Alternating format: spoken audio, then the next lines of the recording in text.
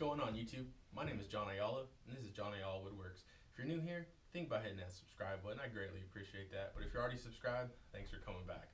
Today I wanted to show you guys how I made this simple scrap wood storage caddy. It's got removable partitions, a magnet in the front, and a spot for a tape measure on your side. You can screw this to the workbench, put some holes in it, put it on a pegboard, or put it on a French cleat. Let's get into it.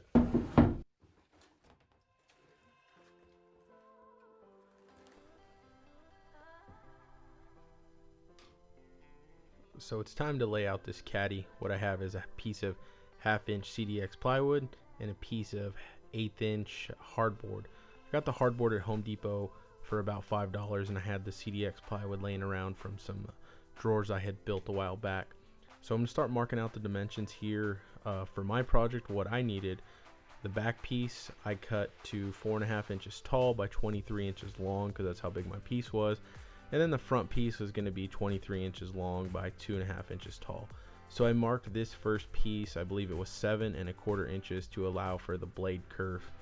And you can see I'm getting a ruler here, a straight edge, just so I can mark my two pieces, the back and the front piece. And then I will be laying out the 3/16 inch kerf cuts that I will be making for the partitions to make them removable. They're 3/16 inch deep and 3/16 inch wide. So I achieved this by just moving over the fence a little bit on my table saw each time, as you will see in the next clip here. But right now we're just laying everything out and getting it all nice and straight and square, because if you don't do this right the first time, your lines are going to be off. So mark however big you want your partitions to be.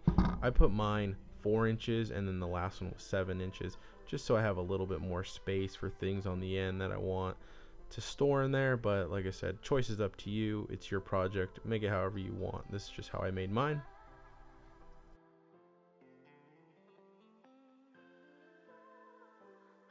And I'll put all the dimensions in the description below just to make this a little bit easier to follow. But like I said, make this your own and make it suit your needs. Don't just build it off the video, but dimensions always help as well.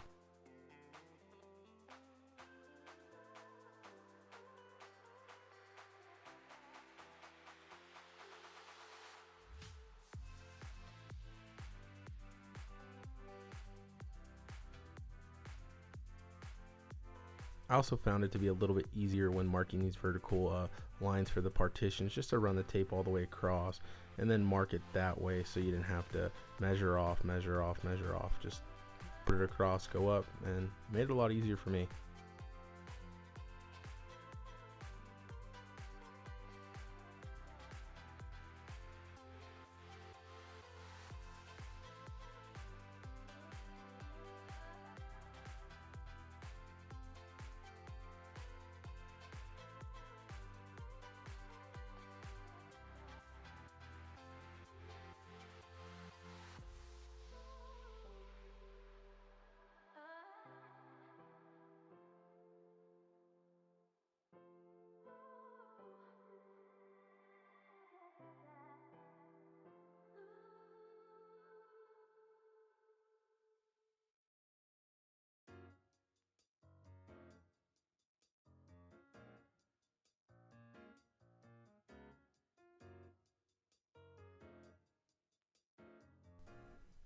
Now that we got all the pieces laid out, we can bring them up to the table saw and get everything cut to the final dimensions that we need on this project.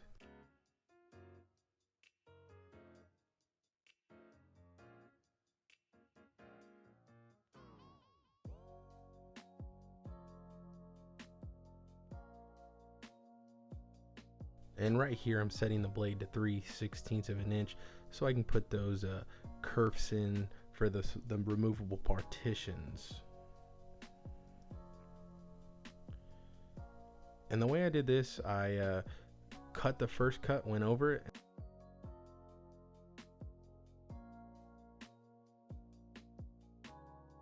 did a few test cuts before I did this piece, of course, because I only had enough to couldn't mess up.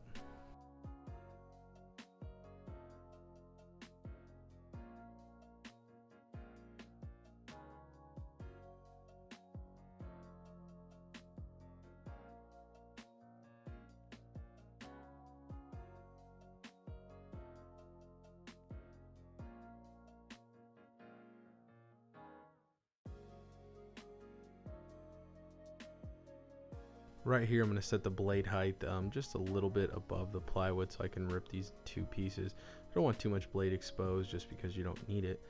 So let's get the fence set right where it needs to be. And I cut the bottom half, which was 4.5 inches first, and you're only going to need to do one cut on this. So, and I always check with a tape measure, even though there's a tape on my rail down there. Still like to just double check and make sure everything is still lined up perfect.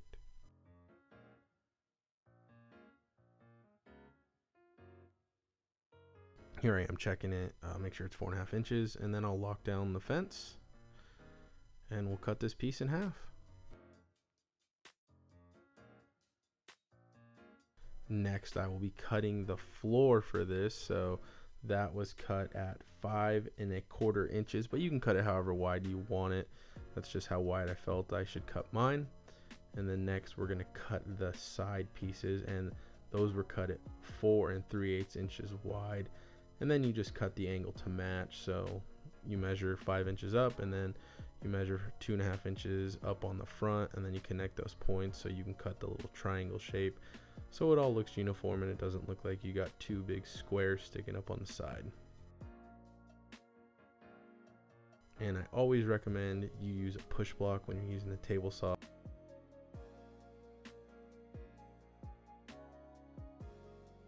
And here I am going to cross cut the side, so this is going to be the 4 3/8 inch cut, and these will be the sides.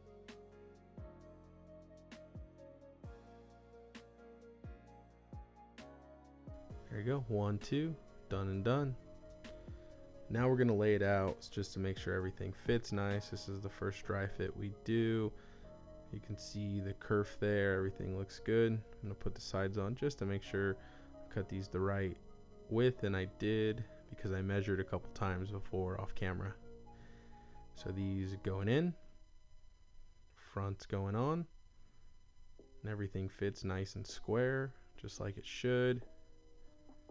Then we're going to grab a piece of this hardboard we cut, and I don't know what happened to the footage. I guess it disappeared on this one, but there it is. Just dropping it in, make sure these all fit nice and snug, and if they fit a little bit too snug, you can just take them back to the table saw and cut a piece off, or you can go at it with a sander and get them a little bit loose, just, you know, fix that width there.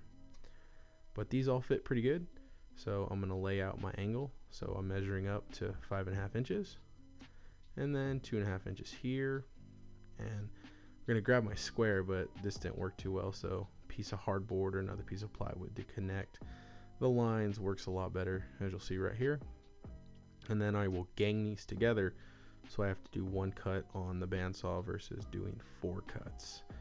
And this is optional, you don't have to do it, but I just think it makes it look a lot better when everything's cut to match. So just get a piece of painter's tape, tape it all together, and like I said, you only have to do 1 cut on the bandsaw versus 4 cuts, and it makes it a lot nicer.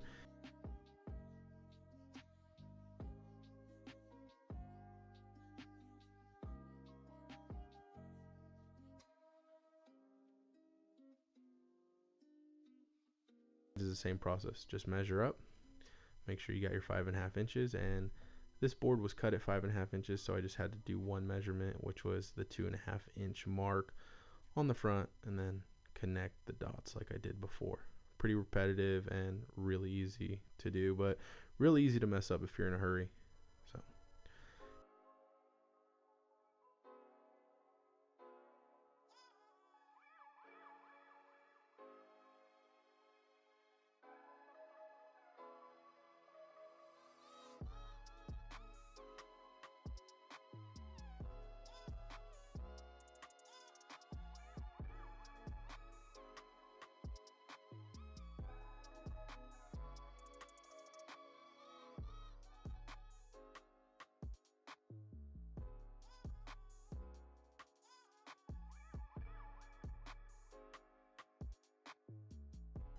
and right here I went a lot slower than I did on the hardboard. It just made it so much easier and such a nicer cut. And right here I did the same thing. I went all the way up to my line, but had a little more control on this one, and one cut and it was done.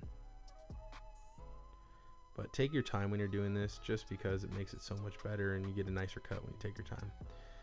Now here comes the fun part, laying everything out, making sure it all fits together and gluing it up and shooting brad nails into it. So I put glue on the bottom and I skipped over each mark on here so I didn't get any glue in those grooves. Then I just used some of these corner clamps my buddy Rich had sent me, but here I shot a brad in, went all the way through, so watch your hands when you do this.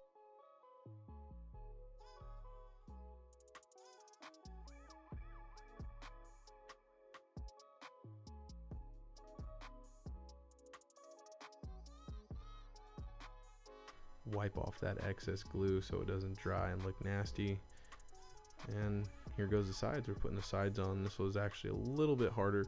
Thought I could use a clamp here, but I guess it's best just to flip it over, kind of hold it and shoot the brad in the front, and then flip it over, and it went a lot simpler, as you'll see right here. Just make sure everything's lined up and flush, watch your fingers, and shoot a couple brads. Same process on the other side.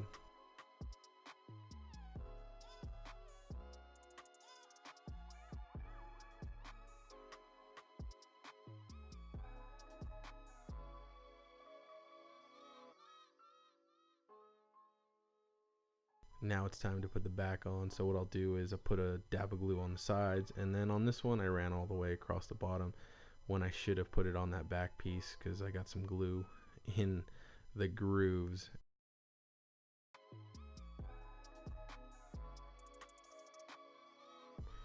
And I went corner to corner, made it a lot easier. But this plywood had a little bit of a bow to it, and you'll see me trying to fix it right here with my hand. And I figured, oh, we'll just put those partitions in and it'll help hold it out, and that's what it did. Made it all nice and flush and even. So we'll shoot some brads here in the back.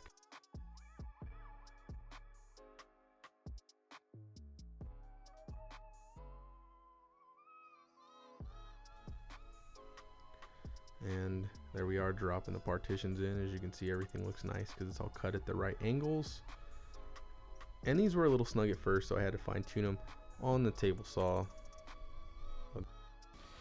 So I countersunk mine. I put 3 holes in it to screw this to this piece of 2x4 right here. So let's get that done.